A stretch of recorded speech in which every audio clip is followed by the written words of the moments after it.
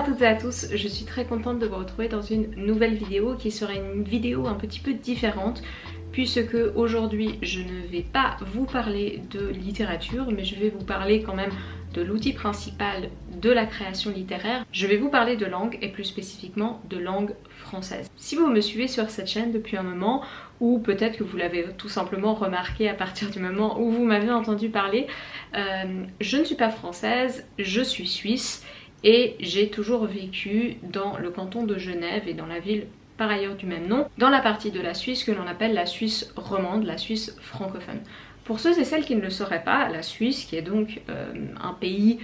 pile au centre de l'Europe, aux confins avec d'autres nations comme la France, l'Italie, l'Autriche, l'Allemagne, etc.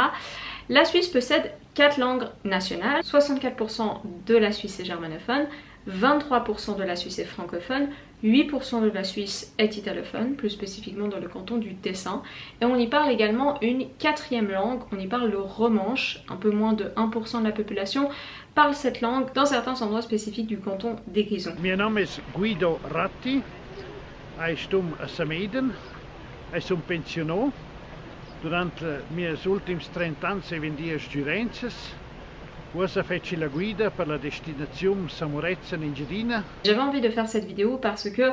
le sujet de la langue m'intéresse forcément en tant que passionnée de littérature, mais aussi pour un petit peu vous parler de mon expérience en tant que francophone tout en étant donc française. Alors, vous le savez certainement, la langue française est parlée partout dans le monde. Cela s'explique notamment par un héritage colonial principalement de la France mais également de la Belgique, et dans cette vidéo je ne vais pas vous parler du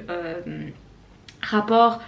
avec la langue qu'entretiennent les anciens sujets coloniaux parce que c'est un sujet extrêmement complexe et je ne serai pas apte d'en parler ici. Cette vidéo je vais également vous parler de mon rapport à moi vraiment personnel avec la langue française, hein. Je cherche pas du tout à représenter la Suisse romande tout entière, ce serait tout simplement impossible, donc voilà, juste un petit disclaimer. Pour poser un petit peu le cadre, je tiens quand même à parler un petit peu de la Suisse en elle-même et de comment elle fonctionne. Je pense que la chose la plus importante à revenir lorsqu'on cherche à comprendre ce pays de 8 millions d'habitants, c'est qu'il y a vraiment un système fédéral qui joue un rôle très important dans les rapports entre les régions linguistiques mais tout simplement entre les cantons. Alors je ne nie pas du tout le fait qu'en France les régions aient un rôle important et qu'il y ait régulièrement des discussions notamment sur voilà, l'opposition entre Île-de-France et le reste du pays. En Suisse, il n'y a vraiment aucun centralisme, les cantons ont quand même une assez grande indépendance entre eux, notamment au niveau légal, ce qui fait que les différents cantons qui sont entièrement en partie francophones, donc Genève, Vaud, Fribourg, Neuchâtel, le Valais, le Jura et ainsi qu'une petite partie du canton de Berne, ces cantons, même entre eux, ils ont une assez grande indépendance institutionnelle, je dirais, et ce qui fait que au niveau des stéréotypes et des rapports par rapport aux autres, on a toujours des idées bien, des idées préconçues les uns sur les autres. Donc dans un tout petit pays cela peut paraître assez surprenant, mais n'allez pas confondre Lausanne avec Genève dans les deux villes différentes, même si elles sont uniquement à 30 minutes de train. Dans ce système fédéral nous avons tout de même une capitale, mais nous n'avons pas vraiment un système présidentiel qui équivaut à celui français. Nous avons en haut du système politique suisse ce qu'on appelle le Conseil fédéral qui est composé de 7 membres et qui a officiellement un président. D'ailleurs actuellement c'est Ignacio Cassis qui est originaire du Tessin et du coup qui est italophone,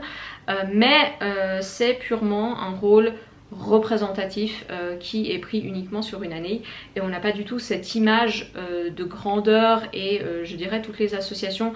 historiques et politiques qu'entretiennent les Français avec leur président, pour le meilleur et pour le pire. Donc en gros nous avons ces différentes identités entre les cantons qui sont très marquées. La particularité et la différence principale, je dirais, entre la Suisse romande et la Suisse alémanique, c'est qu'en Suisse alémanique, chaque canton va vraiment avoir un dialecte. Donc tout le monde sait parler l'allemand standard, mais il y aura vraiment un dialecte spécifique au canton de Zurich, un dialecte spécifique au canton de Schwyz, et c'est quelque chose d'assez important pour les identités régionales. Alors qu'en Suisse romande, on a quand même tendance, même s'il y a quelques petites expressions par-ci par-là, on a quand même tendance à parler un français largement homogène et en tout cas compréhensible pour les francophones du monde entier. Du coup cela fait que la Suisse romande, elle se trouve géographiquement un petit peu coincée en étant composée finalement d'une minorité linguistique et en ayant à l'est la Suisse alémanique, avec laquelle on ne sait pas forcément communiquer. Alors il y a des Suisses romands qui parlent parfaitement bien allemand, malheureusement ce n'est pas mon cas, je suis assez nulle en allemand. Et de l'autre côté, avec la France qui possède quand même un certain prestige culturel et qui a quand même, je dirais, un pouvoir d'homogénéisation qui se ressent ici également. La communication avec la Suisse alémanique, à cause de cette barrière linguistique, elle n'est donc pas forcément facile. Si je prends par exemple le journal quotidien de référence en Suisse, c'est la Neues Zürcher Zeitung, la NZZ. Elle est publiée à Zurich et je n'ai en aucun cas le niveau d'allemand pour la lire. Ou si je prends l'exemple de l'émission politique phare du pays, Arena, encore une fois tout est en allemand. Donc on regarde vraiment nos émissions de télévision à la télévision suisse romande, on regarde vraiment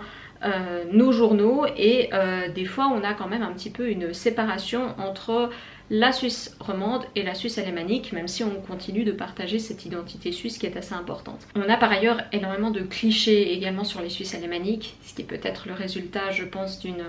d'un manque de compréhension, mais on va vous dire que les Suisses alémaniques, ils sont froids, ils sont travailleurs, ils sont conservateurs, alors qu'en réalité c'est bien évidemment beaucoup plus compliqué que ça. Mais il y a un terme qui désigne ces différences sociales, politiques et culturelles, c'est le terme du Rösti-Graben, littéralement barrière de Rösti, et qu'on retrouve par exemple en politique, puisque dernièrement nous avons dû voter sur des aides publiques versées aux médias, et comme vous le voyez sur cette carte, il y a une très nette différence entre la Suisse romande et la Suisse alémanique par rapport à ce sujet. Et vous allez probablement me demander, certes, mais quel est le rôle de la langue dans tout ça? Et ce que je dirais, et ce qui est peut-être intéressant, ou en tout cas que je trouve intéressant, c'est qu'on a finalement, ce que j'ai ressenti en grandissant en Suisse romande, c'est un tiraillement entre mon identité locale, la Suisse au sens plus large qui existe dans un cadre culturel construit par une langue que je ne maîtrise moi-même pas, et l'impact culturel de la France, puisque finalement,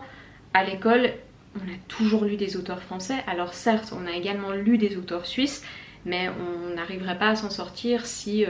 si je n'avais pas lu Baudelaire, Maupassant, Prévert et d'autres auteurs. On a toujours réfléchi sur le rôle que certains auteurs, soit franco-suisses, soit français, mais qui ont résidé près de la Suisse, ont entretenu avec le pays. Donc je pense, bien évidemment l'évident c'est Rousseau, mais on peut également penser à Voltaire qui a résidé à Ferney-Voltaire juste de l'autre côté de la frontière pendant très longtemps, Madame de Staël qui a vécu à Coppet dans un château, et également toute la production littéraire francophone de Suisse romande que j'ai pu lire au fil des années, que ce soit Nicolas Bouvier, Jacques Chesset, qui d'autres, Philippe Jacotet, Ramu, etc. Ou aujourd'hui une autrice féministe très célèbre, Mona Chollet par exemple, qui travaille en France mais qui est suisse à l'origine. Et j'adore cette langue, j'adore la lire, j'adore l'écouter, j'adore entendre des poésies qui sont récitées dans cette langue, et ce depuis très longtemps. J'ai l'impression que ma culture, elle a quand même été développée dans ce bain principalement français, c'est-à-dire que si l'on regarde des chaînes YouTube, ce sera principalement des youtubeurs français pour prendre un exemple moderne. Il y a quand même un nombre relativement important de Suisses qui regardent la télévision française, que ce soit des émissions de divertissement ou des documentaires. Le voyage est extrêmement facilité entre les deux pays. Genève, c'est quand même une région qui partage 90% de ses frontières avec la France, donc depuis chez moi à pied, cela me prend environ 30 minutes pour traverser la frontière. Il y a de nombreuses personnes qui traversent cette frontière tous les jours. Donc j'ai toujours été dans cet environnement en osmose avec la France, et ce qui fait que forcément je m'interroge pas mal sur ce lien entre la langue et la nationalité. Et je pense que c'est toute une réflexion qui mène à des questionnements sur la langue elle-même, et on se demande est-ce que finalement les Français, puisque l'Académie française, qui est encore une fois une institution, se trouve tout de même à Paris, qui a le monopole de la langue française? Est-ce que les Français, du fait que ce soit l'unique pays purement francophone au monde, ont ce monopole plus que les Suisses? Est-ce qu'on parle uniquement d'hexagone et pas de territoire d'outre-mer? Quel est le rôle par exemple du Québec dans tous ces débats linguistiques? Et ce sont véritablement pour moi des questions qui ne sont encore pas tranchées et qui nous mènent à réfléchir sur finalement la fluidité de l'identité nationale, de l'identité culturelle et de l'environnement dans lequel on a grandi. Je ne sais pas si j'irais jusqu'à dire que la langue structure entièrement la penser. Ils ne pensent pas tout simplement connaître assez bien le sujet pour vraiment pouvoir porter un jugement dessus, mais je dirais quand même que cela joue un rôle important indéniablement, que le vocabulaire de référence interagit avec la manière dont on voit le monde, surtout dans un cadre d'hégémonie culturelle, qu'il y a une interaction constante entre la culture locale et la culture au sens plus large, et qu'il y a également une friction entre cette culture et ses références culturelles et le système politique dans lequel on évolue et qui dans mon cas est très clairement lié à la Suisse et à sa position. Ce que je trouve intéressant dans le débat lié à la francophonie, c'est que pour moi cela élargit totalement les perspectives de la France, c'est-à-dire que je ne vois pas ça comme la France qui perdrait en quoi que ce soit du prestige, et je ne pense pas que ce soit nécessairement une question de prestige, mais que finalement la langue française appartient d'une certaine façon à tout le monde, que chacun va entretenir un rapport différent avec cette langue, qu'on vit dans un monde post-colonial et tout de même globalisé, et donc qu'on peut réfléchir à ce que la France doit à la francophonie et vice versa. Aujourd'hui notamment, il y a toujours cette question qui revient de savoir si on doit séparer la littérature entre littérature française et littérature francophone, et à mon avis c'est un non-sens complet d'avoir encore cette séparation à cause du nombre d'auteurs binationaux ou qui ont vécu à des endroits différents, ou des personnes étrangères qui ont choisi d'apprendre le français et d'écrire dans cette langue, et on a tellement une variété, une pluralité et une fluidité dans l'exercice de cette langue que pour moi on doit vraiment aller à la recherche de cette communauté francophone qui sera toujours une communauté fictionnelle, qui sera toujours une communauté fragmentée, complexe, plurielle, mais c'est finalement ça qui fait sa beauté et qui nous permet de réfléchir à la langue française dans un sens plus large et qui ne se limite pas par exemple à de la grammaire prescriptive, mais à des horizons plus ouverts et de façon générale à des époques diverses et à des pays différents, à des façons de penser différentes. Donc pour moi, la langue française est magnifique, et la langue française est d'autant plus belle lorsqu'on l'appréhende d'un pays différent, ou lorsqu'on la vit en tant que minorité culturelle et qu'on la ressent comme une partie spécifique, puisque je pense que de nombreux Suisses romands sont assez fiers de parler français et en tout cas n'ont pas la même relation à la langue que les Suisses alémaniques qui finalement vont apprendre le français généralement à l'école. Et fort heureusement d'ailleurs, la France ce n'est pas non plus un pays qui se limite à sa politique, mais c'est un pays exportateur de culture, et cette culture finalement n'a peut-être pas de frontières. Donc je réalise que c'est beaucoup plus de questions que de réponses finalement, mais j'espère que ma perspective elle est quand même assez claire, et j'avais aussi envie j'ai envie par ma chaîne de mettre en valeur